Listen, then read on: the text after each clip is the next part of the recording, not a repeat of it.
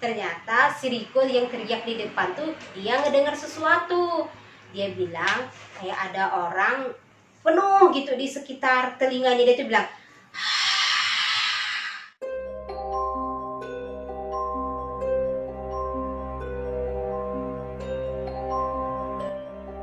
waduh gitu. Udah makin aneh nih perjalanan.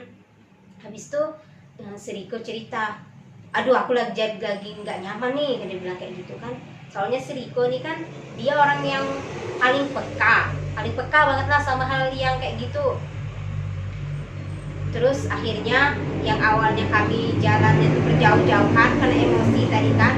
Nah sejak kejadian itu kami jalannya berdekatan banget, sampai pokoknya jaraknya cuma 1 langkah aja. Udah itu udah jalan lagi, sampailah kami ke tempat camping, yaitu di Kalimati. Udah sampai di tenda, kami masuk tenda untuk istirahat. Wah di situ aku nggak nyaman banget, soalnya Bang Riko, Bang Benny semuanya marah. Aduh, itu posisi aku ngerasa bersalah sekali sama mereka berdua, karena udah ngegagalin cita-citanya mereka gitu. Ya udah nggak ada yang bisa diapa-apakan lagi kan. Semuanya istirahat, tidur. Dan itu aku nggak bisa tidur karena aku masih ngerasa bersalah sama mereka berdua. Nggak bisa tidur, itu udah hampir jam 4 kurang subuh, masih aku nggak bisa tidur. Udah itu aku coba menjamin mata karena kan udah capek dari mendaki terus turun kan.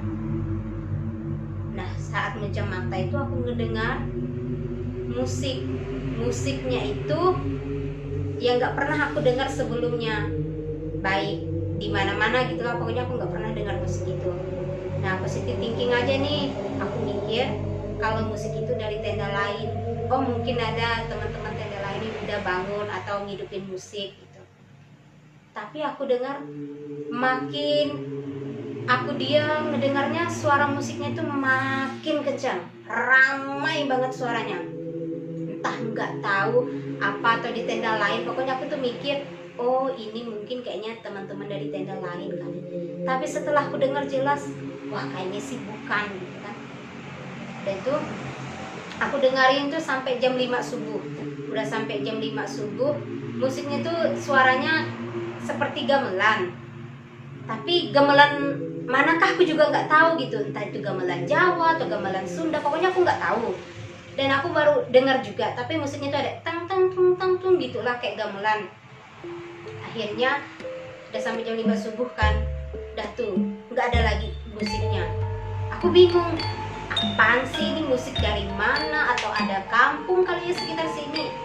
Soalnya kan aku nggak mau cari tahu juga tuh sebelum berangkat ke Semeru, kayak cari tahu hal yang mistis apa di Semeru, karena aku kan orangnya penakut. Jadi ya udahlah,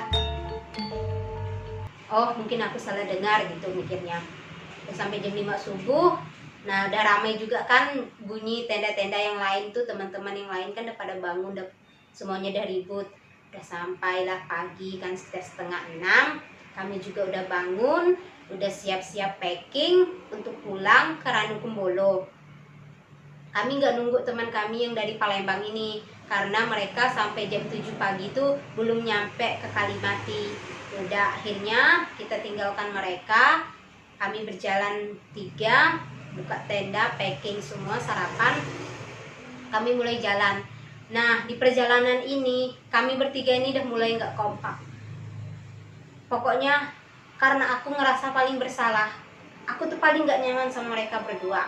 Aku mulai jalan duluan, start dari Kalimati sampai seterusnya tuh aku jalan duluan, saking ngerasa nggak nyamannya aku sama mereka berdua ini.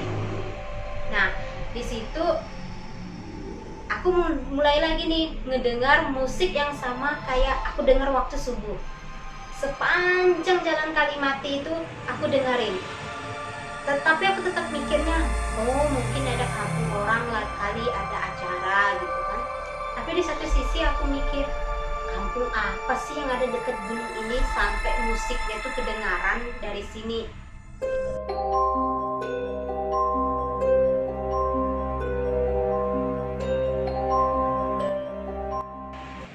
habis tuh kadang-kadang hilang bunyi musiknya, terus kadang-kadang ada lagi, sampailah kita di Jambangan. Dan di Jambangan itu kami beristirahat untuk minum, dan di situ udah nggak ada tuh ngedengarnya sampai Jambangan, udah aman-aman aja kan. Tapi aku masih mikir, kok ada ya musik sepanjang jalan ini, ada acara apa sih orang di kampung daerah sini, aku mikirnya gitu. Ya udah, aku turun lagi, aku masih tetap tuh dengan keegoisannya aku tetap jalan duluan. Entah kenapa jalannya aku tuh cepat banget, sampai Bang Benny, Bang Riko tuh nggak kekejar. Jalannya cepat banget, padahal tuh aku ngerasa itulah jalanku yang paling lama gitu. Jalan pelan-pelan. Nah masih tuh setelah turun dari Jambangan tuh aku masih ngedengerin musik tuh, masih bingung lagi aku, apaan sih musik ini, kayak gamelan, kayak apa, tapi aku nggak pernah dengar gitu. Akhirnya di sepanjang jalan aku kayak sambil berdoa terus kan, Tuhan semoga nggak terjadi apa-apa deh sama aku. Pokoknya pikirannya udah positif aja, nyampe Ranukumbolo dengan selamat gitu. Nah di sepanjang jalan itu nyampe lah di Oro-Oro Ombo yang ada savananya itu. Situ kan savananya luas banget. Situ aku istirahat lagi untuk minum.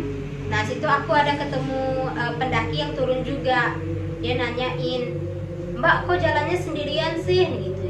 Ada kok teman saya di belakang. Di mana katanya kan, ketemu nggak sama teman saya yang 2 tadi laki-laki? Oh itu jauh banget, dia bilang kayak gitu. Kenapa Mbak berani jalan turun sendiri, barang itu jauh banget? Aku jawabnya cuma gini, ya mas nggak apa-apa, karena aku kan jalannya lambat, jadi aku jalan duluan.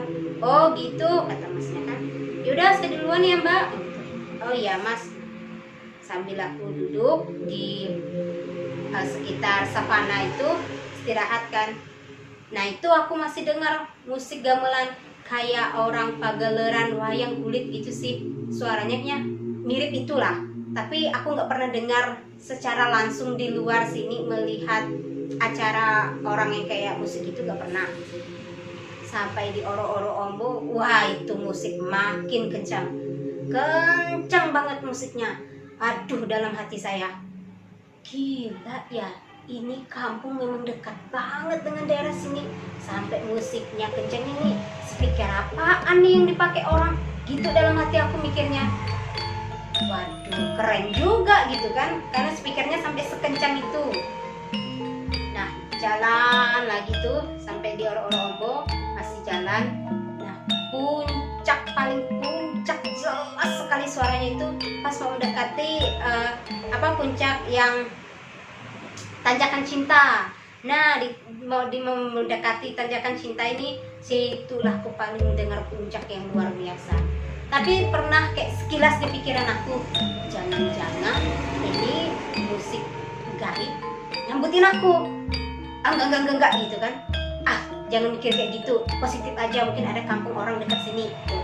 Kayaknya kalau turun nanti aku boleh deh nanya sama orang, ada nggak kampung yang berada di dekat Gunung Semeru ini. Nah habis itu aku jalan lagi, sampailah pas di puncak Tanjakan Cinta. Nah sampai situ aku mau ngambil HP, kali aja bisa direkam gitu kan. Mau ngambil HP, tapi HP ku nggak bisa nyala, lowbat. Habis itu oh ya udahlah, nantilah nanya sama Bang Benny sama Bang Riko, mungkin mereka ngedengar kali, dalam hati aku kan, karena aku kan jalannya pisah tuh sama mereka, saking egoisnya. Habis itu ya udah nyampe di Tanjakan Cinta, terus nyampe Ranukumbolo. Nah di Ranukumbolo ini kami istirahat untuk makan siang. Udah nyampe jam 12 siang, istirahat sejenak di situ. Itu suasana masih nggak nyaman di antara kita bertiga. Soalnya semuanya masih kesal sama aku karena aku ngegagalin mereka. Aduh, itu aku ngerasa bersalahnya luar biasa sih.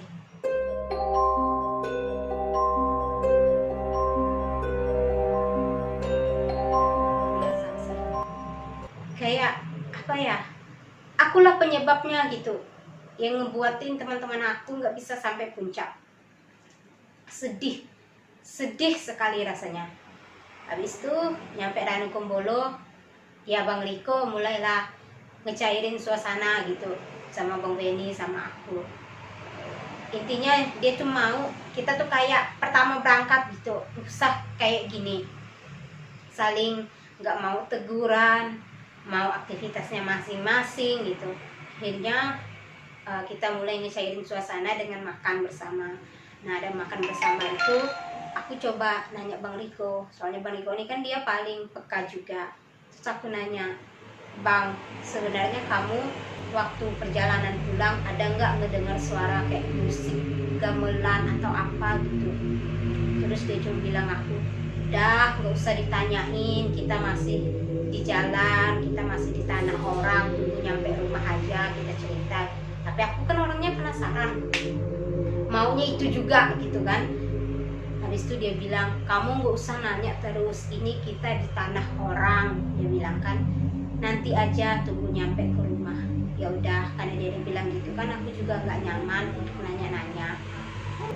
Oh iya, setelah kita nyampe Malang itu, kita ketemu salah satu teman senior yang hobinya mendaki juga. Nah, beliau ini mendaki ke Gunung Semeru itu pada tahun 95. Kita tanya kan sama kakak senior ini, Kak gitu, waktu kakak naik ke Semeru tahun 95, ada ngedengerin musik gitu nggak? Musik apa? Katanya kan, kayak musik gamelan atau apa gitu deh Kak.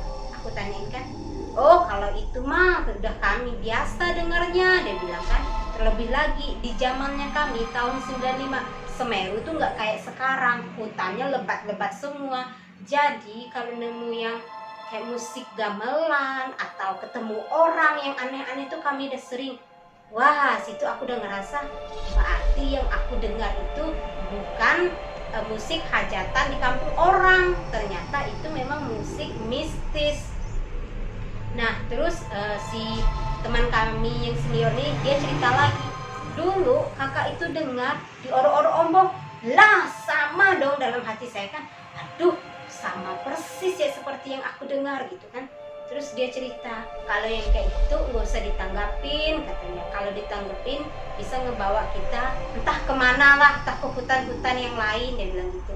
Nah, untungnya waktu pas aku ngedengarin itu, aku nggak ngikutin suara itu, aku tetap aja ngikutin jalan pulang, jalan yang menuju ke Ranu Kumbolo. Nah, mungkin begitu aja teman-teman cerita selama pendakian ke Gunung Semeru.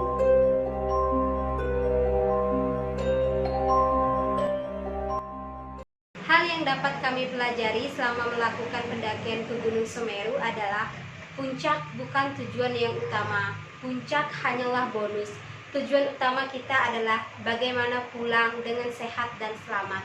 Dan yang kedua, tetap menjaga kekompakan dan saling menjaga keegoisan masing-masing.